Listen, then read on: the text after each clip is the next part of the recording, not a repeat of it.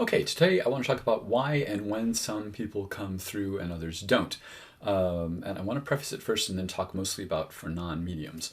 The preface is this. I made a list. I have almost 70 people in spirit. That's family, friends, ex-teachers, co-workers, and neighbors.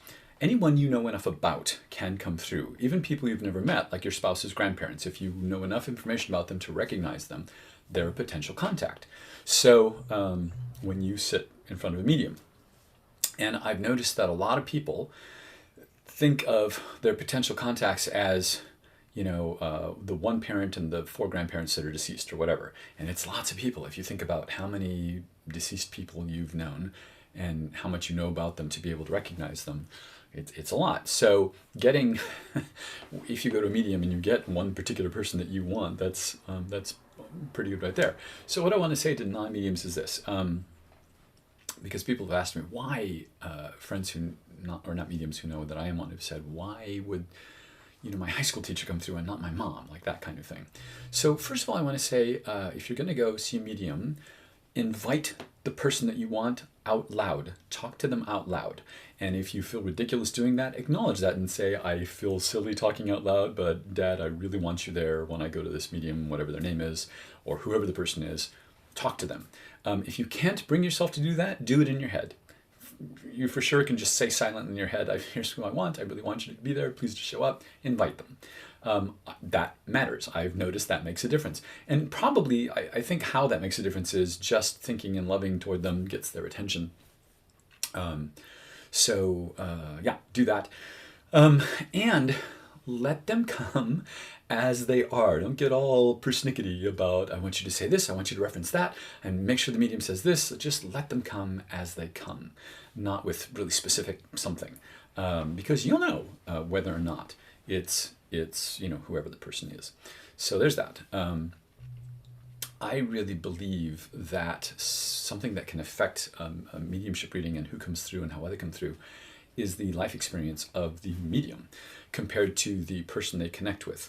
So, for example, a weird pattern I noticed a long time ago in mediumship is that my Latino relatives come through Latino mediums more often and way more clearly than non-Latino mediums, which is wild because a lot of the times the medium that I've sat in front of doesn't know that the person they've got is Latino. But I think that's interesting. And I also think that helps to explain why I sit for developing mediums to practice on all the time.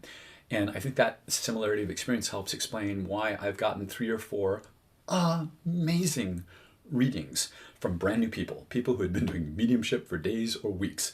And it was amazing. But I also noticed there was a connection. They were the same ethnicity, they had the same profession in their regular 9-to-5 job as the person they contacted, that kind of thing, where there's similarity of experience. I think if nothing else, it makes it easier for them to tick off references in our heads, in the medium's heads. So there's that. And what I've experienced with clients, and this has happened to me several times as a medium, is that when the client has a powerful desire for a specific person and no one else, it makes it harder to connect. So, and often what happens with me is I'll get a more obscure, like neighbor you had when you were 8 years old. I'll get like someone from the B list, and so I get that out of the way, and then this really desired person they really want to hear from, that's who I connect with next. So I want to say, if you go to a medium and they're not right away getting that specific person that you want, let the B list happen. Let 1 or 2 people that you're, okay, that's nice that you're connecting me. Just let it happen. It helps establish a connection. It helps get the energy flowing. It helps get the juices flowing. So just let the B list happen. And I also want to say, for those of you who have gotten valid but disappointing mediumship readings because you didn't get the person that you wanted, but you definitely got someone else, people in spirit, it's for them as what I do as a medium is as much for my clients as it is for the people I connect with. And people in spirit know you're in front of a medium.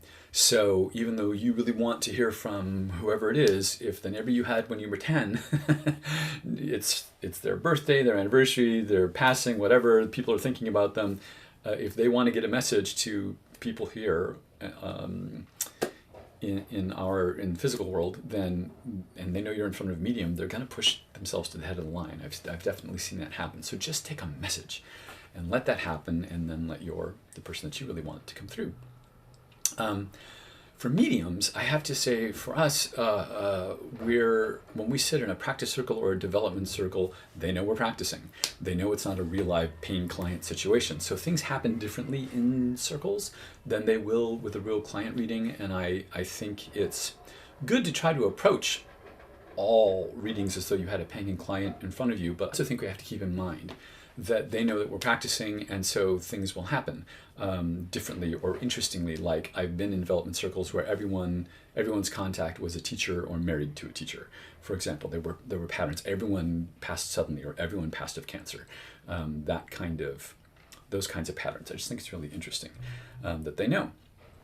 So that's that on this topic. Next week, I want to talk about something really cool that I've just noticed happening. I've just started to get out into the public again, and I'm meeting with friends and family in restaurants, and so just the other day, for example, I was sitting across from someone in this restaurant. We were talking about a complicated piece of music, and all of a sudden I could feel this man with us, and I knew he was father's side of the family, parents' generation, kind of felt like a dad, but I don't do attack reads. So I'm like, well, I'm not,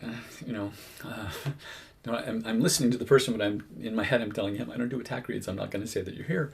And within seconds, the person opposite me says, and my dad used to tell me, and then they went on and on and on about their father. And I was like, oh, you don't know why you're saying that. Like, you don't know why the subject changed, why the conversation just switched to your dad. But I know because I can feel him.